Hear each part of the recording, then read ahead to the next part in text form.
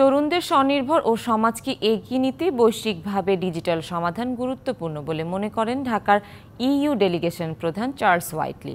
রাজধানীতে নেক্সটকার্টের অ্যাপসের উদ্বোধন করে এমনটাই জানিয়েছেন তিনি। প্রধান অতিথির বক্তব্যে চার্লস হোয়াইটলি বলেন, নেক্সটকার্টের মতো প্রযুক্তি ক্ষুদ্র ও মাঝারি উদ্যোক্তা এবং ডিজিটাল প্ল্যাটফর্মে ব্যবসা পরিচালনা আরও সহজ করবে।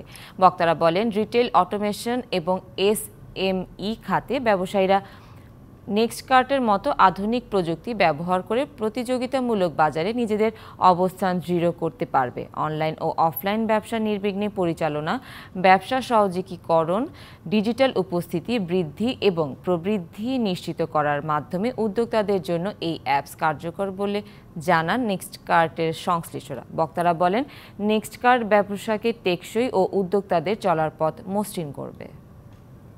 নগদে ৫০০ টাকা বা তার বেশি পেমেন্টে পেতে পারেন ঢাকায় জমিসহ ২০ কোটি টাকার পুরস্কার।